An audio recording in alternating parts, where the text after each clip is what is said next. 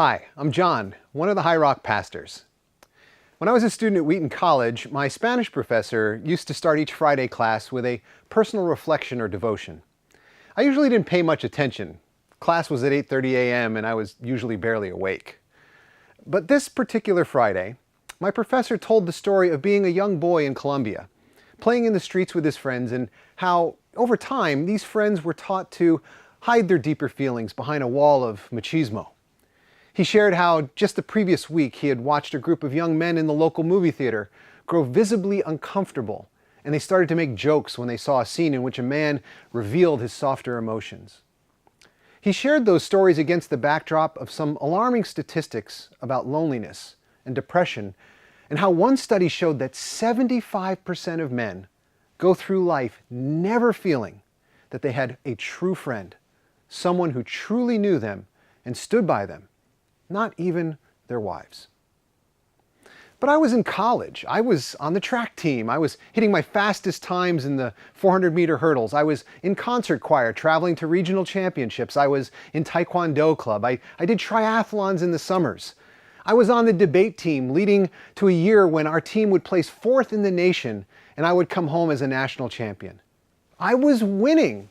Winners have lots of friends, and winners are not lonely. People love a winner, right? Right?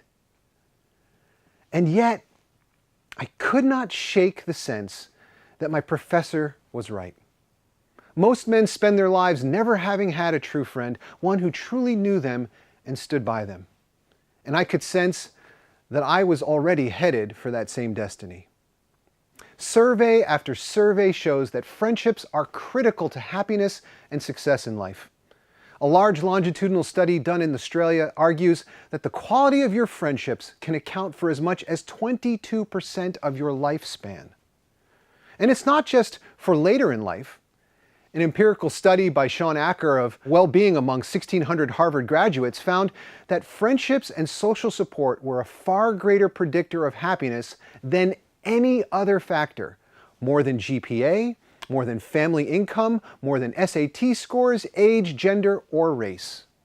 And yes, despite all the evidence, despite the existential emptiness we feel, most of us are poor at finding, keeping, and being good friends.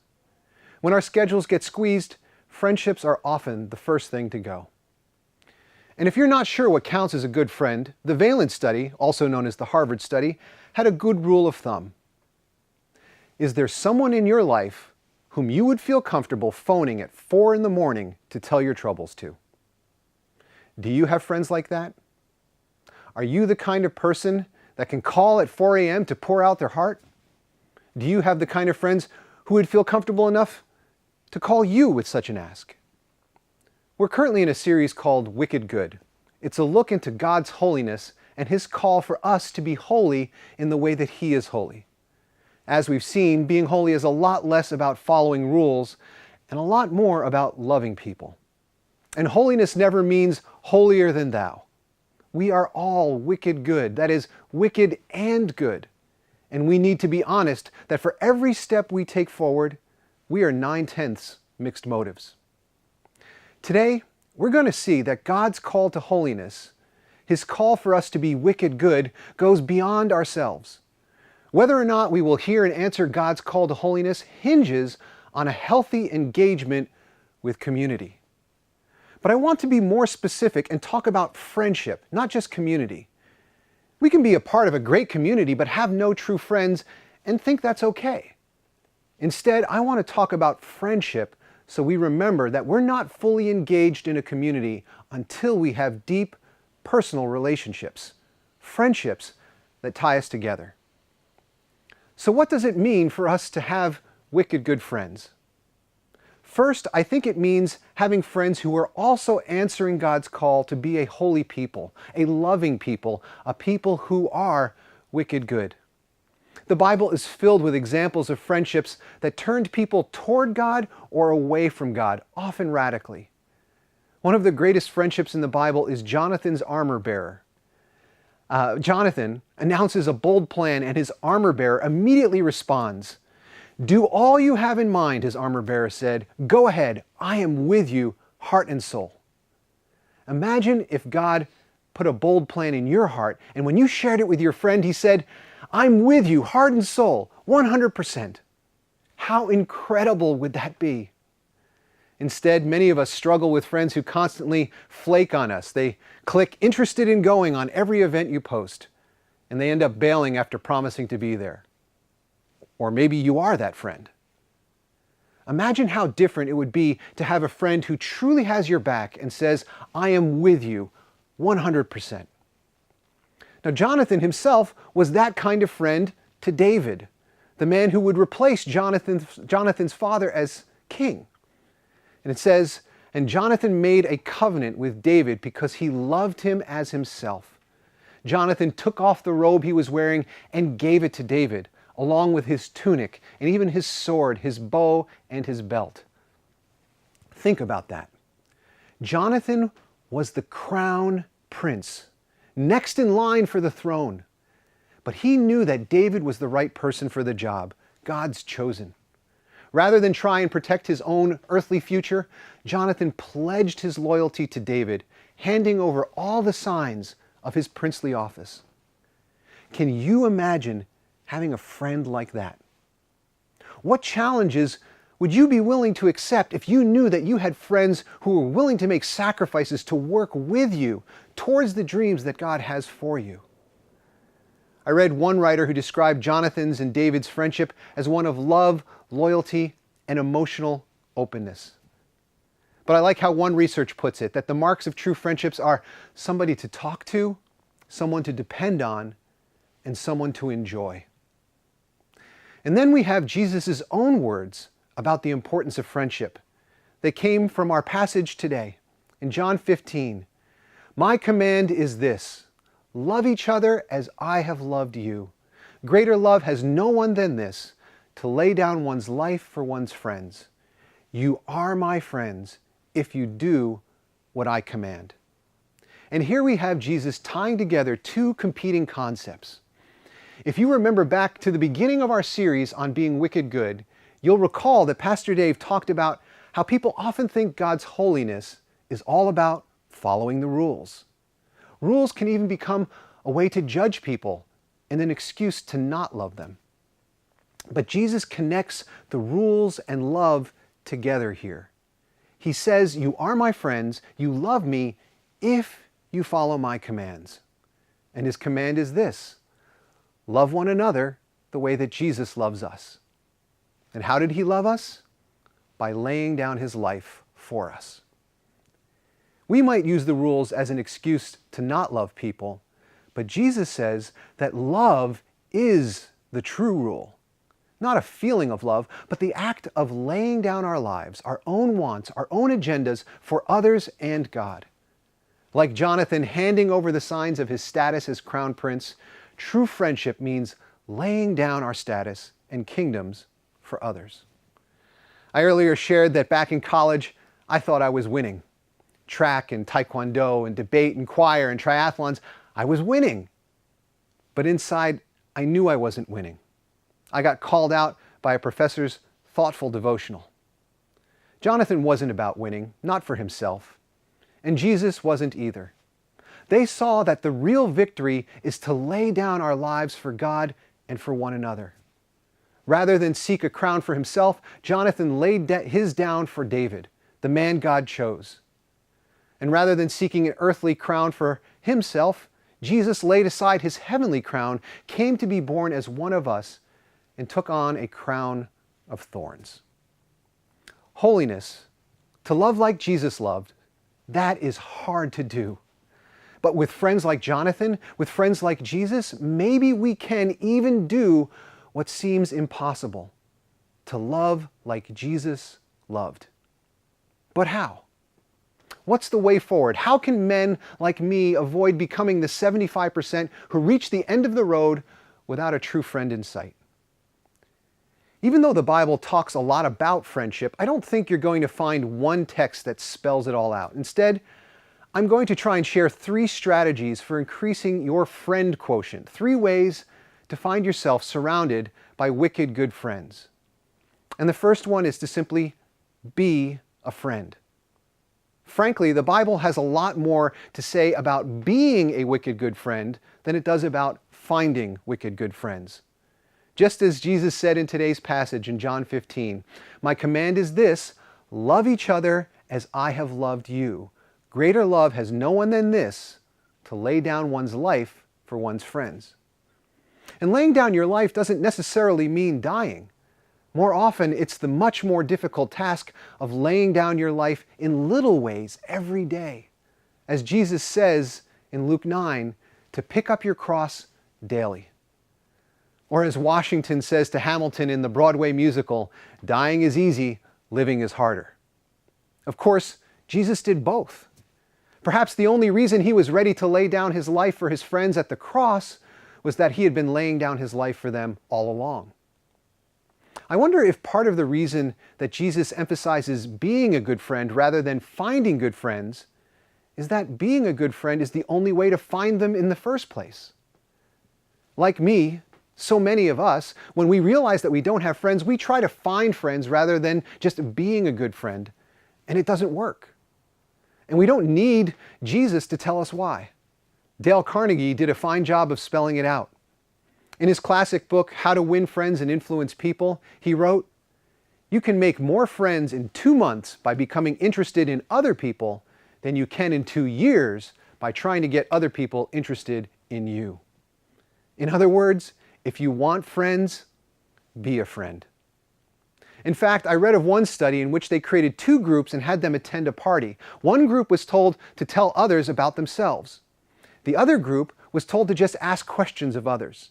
And in the end, the group that asked questions not only felt less lonely, they also felt like others knew them better, even though they were the ones asking the questions.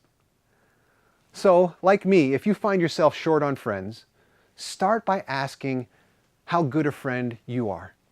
It's not rocket science. As Jesus said in Luke 6, "Do to others as you would have them do to you." Be the friend that you want. The second way I'd suggest to increase your friend quotient is to make space. You can't pick up something you want if you're already holding on to too much. And for most of us, our lives are full. If we're going to be wicked good friends and find wicked good friends, we have to make space in our lives for it. Sometimes making space just means letting go of some unnecessary weight. And if we're honest, a lot of us are carrying unnecessary weight. According to Stanford University psychologist Kelly McGonigal, we have all various strategies for dealing with stress, and a lot of our time is occupied by our individual stress management techniques. However, some stress management strategies are better than others. What are the most effective stress management techniques? Well, they include praying or attending a religious service. Hey, so far so good for you. It includes exercising and playing sports. And actually, we can help out with that too. You see, after every Sunday service, we have various pickup games over at the high school just a block away. Spending time with friends or family is another strategy, which is what we're trying to make room for here. These are all good things, so don't drop those. So maybe we can clear out some space by reducing our less effective strategies. What are those? Well, our least effective strategies for winding down include gambling, shopping, drinking, eating, playing video games, surfing the internet, and watching TV or movies for more than 2 hours. Is it possible that we might clear out some room from this list to make room for some deeper friendships? But sometimes it's not enough to clear out some unnecessary weight to make space. Sometimes we actually have to lay aside good things to make room for something better, like deeper friendships. One of my responsibilities is to pastor the young adult community at High Rock. Young adulthood is the time of life when we have more room for friendships than any other. And during this time of life, I counsel young adults to make lots of friends, sure, but to be on the lookout for 1 or 2 friendships that are really worth it, that might last you for the rest of your life. Because you might not have the time to find those kinds of friends later on. Proverbs 18:24 says, "One who has unreliable friends soon comes to ruin, but there is a friend who sticks closer than a brother. So don't waste too much time on those who constantly flake or bail. Instead, be on the lookout for that friend who sticks closer than family, because you might really need one another. Because later on, what happens is that many of you get married, and you throw a big party to which you invite all of your friends, and you dance and you celebrate, so you can say goodbye, because you'll never see most of them again. It's not that you don't want to, there just isn't enough time. And even if you don't get married, many of your friends do, and they just don't have the time they used to. They now have in-laws, maybe children, increasing responsibilities at work. Life fills up, and it fills up fast. As people move into middle age, almost all their friends are overlaps, people you do something else with. You're friends with your child's friends' parents, or you see your coworkers as your friends. It gets harder and harder to have friends who are just friends. In fact, finding friends to go deeper with is so challenging that one of the things that so many churches do is that we try to make it easier for you to find friends. We have something called small groups, groups of people who gather regularly to grow together, to go deeper, to encourage one another to follow God more closely. In other words, they gather together in hopes of becoming wicked good friends. We've tried it a number of ways of connecting people to these small groups, but the way we're doing it going forward is through our medium-sized community groups. We have a young adults community group. We have Anchor, a new community group that's centered around spiritual practices, and it's open to anyone. We have a men's and a women's community. We have marriage and family community. These are all ways to make connections to others and to find a small group to connect to. And if you're looking to connect with others to follow Jesus' call to love one another, finding a small group in one of those medium-sized communities is how we can help you.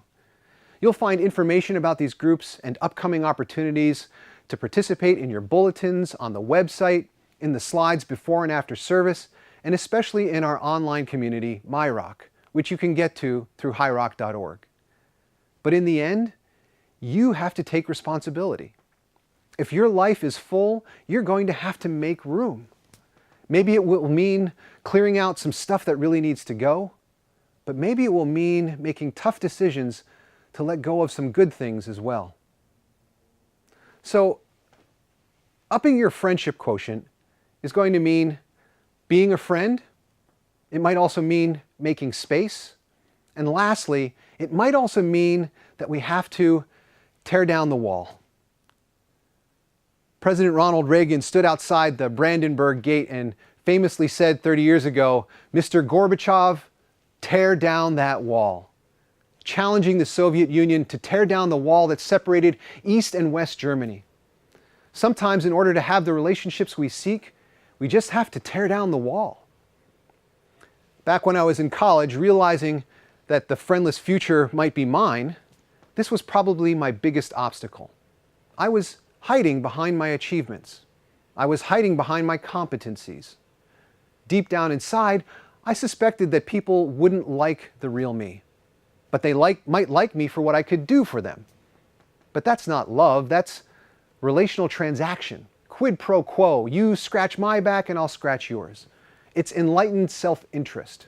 But it's not the kind of radical love that Jesus called us to when he said to be like him, that we should lay down our lives for our friends.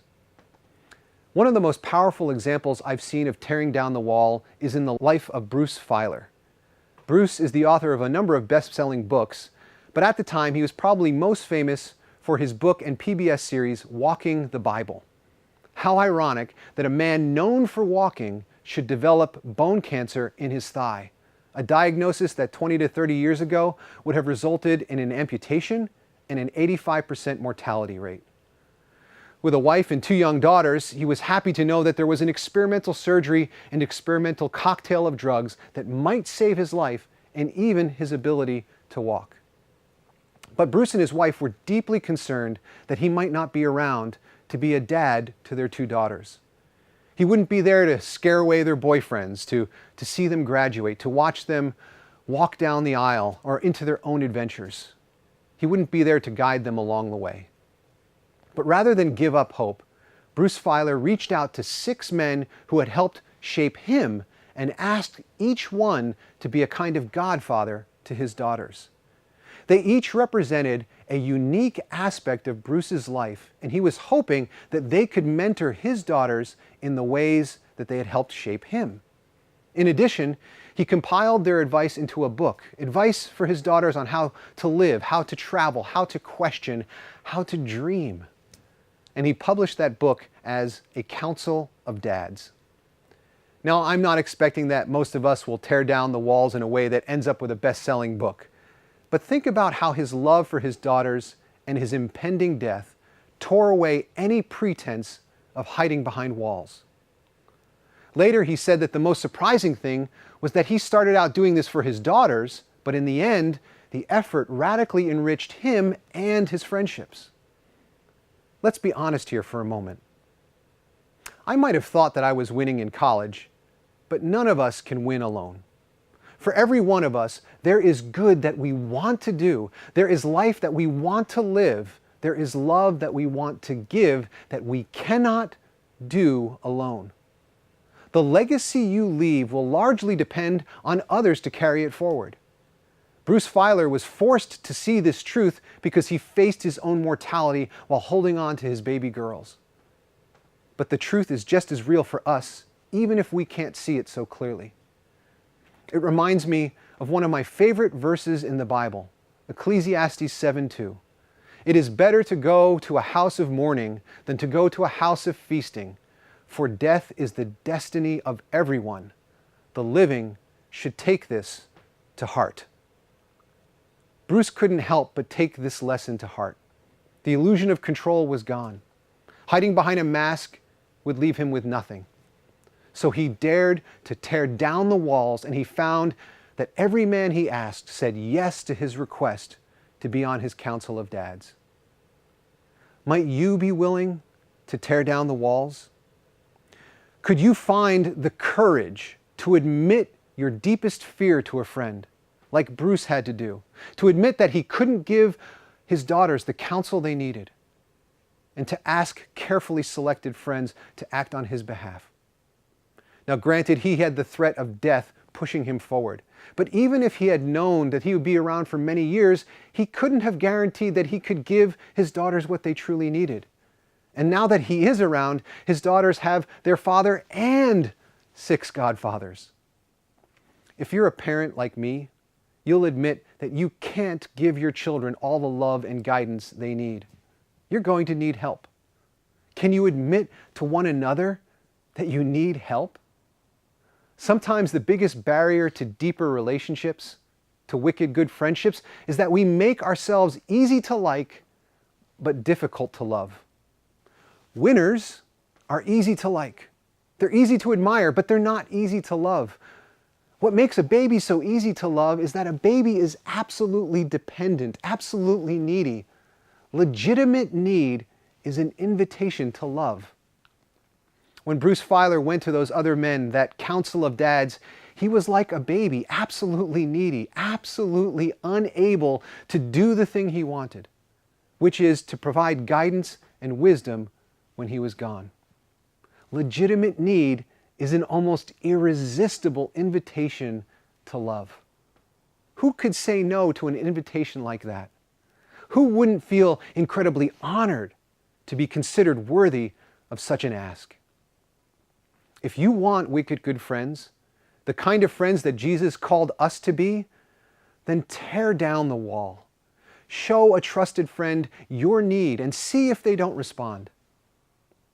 Back when my wife was in the hospital for another emergency surgery and I was trying to solo pastor a small church and raise 3 kids, including one with autism, there came a point when I just didn't have the luxury of being embarrassed anymore. People I didn't even know would come over to clean up the yard. Folks would show up at any time to help with the kids or bring meals, often unannounced. Sometimes people ask me how I can feel free to share so openly about various struggles like in our marriage. But part of me feels like I have so little left to hide, so why not? And honestly, the less I have to hide, the more free I feel. Think about how different your life could be if you finally admitted that your marriage isn't going so well. Or if you opened up the window for someone to understand your depression. or the crushing anxieties you have over your children or your career, or even your doubts about God. And imagine if, as a community, we became a place that was more and more known as a place where people could be honest about who they are, that we could admit weakness and guilt without shame, like Pastor Eugene talked about in a previous message. Imagine if High Rock became known in the wider community as a place where broken people were welcome. In truth, I believe High Rock is all those things, and that's why many of you are here. In a world where so many churches are closing their doors, you came here because you sensed the life that comes from the kind of friendships that grow here. But if we're going to continue to grow, if we're going to continue to impact this community, if we're going to continue to show people deeper and deeper ways in which the good news about Jesus truly is the good news we are seeking, I believe it's going to be because we make Jesus-led friendships a greater reality. I believe it's going to be because we continue to strive to be good friends, because we make tough personal choices that make room for friendships, and because we have the courage to tear down the walls behind which we hide. And more than anything, I believe we will be able to do these things because that's exactly what Jesus did. And Jesus promises to be with us as we follow Him. That is the good news of Jesus. He chose 12 close friends, and even within that group, 3 especially close friends, and He was a good friend to them. Yes, Jesus taught the crowds and healed the masses, but He spent by far most of His time traveling just 3 small towns with this close group of disciples. In other words, He made room for them. He could have gone big, He could have made room for anything, but He made room for this tight group of wicked good friends, knowing that they would have to be the ones that would carry on His work. Not only did Jesus start by being a good friend and making room for these friendships, but He also, in the end, tore down the walls in so many ways. But perhaps most importantly, He showed them everything that was in His heart, even His own terror and anguish at the Garden at Gethsemane, the night before His crucifixion. And in the passage we read today, He expressed His friendship in all these ways, saying in John 15, "My command is this, love each other as I have loved you." You see, Jesus was first a good friend and He made room for them. And then He said, "Greater love has no one than this, to lay down one's life for one's friends. You are my friends if you do what I command." And then continuing, He says, "I no longer call you servants because a servant does not know his master's business. Instead, I call you friends, for everything that I learned from my Father, I have made known to you." And here we see Jesus tearing down the walls and inviting them in.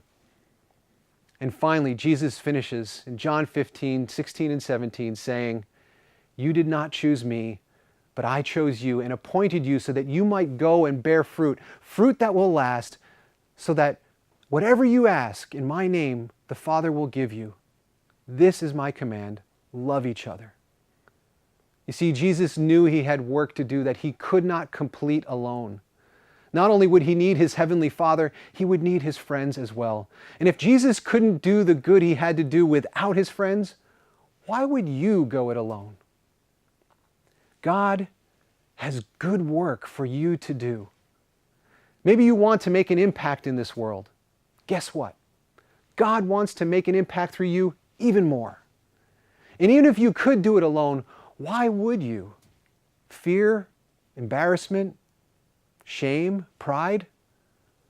All of us will one day die and fall either into an endless void or into the just and loving arms of the eternal God. Will any of that fear and pride matter then? As we begin to prepare for a time of worship, take these few moments to go to God and ask Him to show you the way forward. First, I encourage you to thank God that Jesus was a friend to the disciples and to us in all of these ways. First, He was a good friend, a great friend. Second, He makes room for us. He hears our every prayer. He promises to never leave or forsake us. And third, He tore down the walls.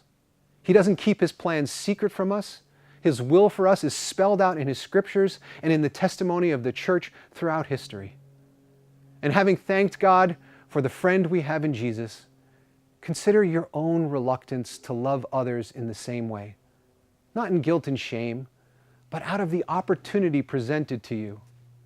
Look at the difference Jesus made in history. Look at the difference He's making in your life right now, and the legacy of the disciples who followed in His footsteps. Consider that we don't have to be the 75% who live life without a true friend. Instead, God offers you a legacy that might be passed down through untold generations. Consider God's invitation to you now, the invitation to be a wicked good friend.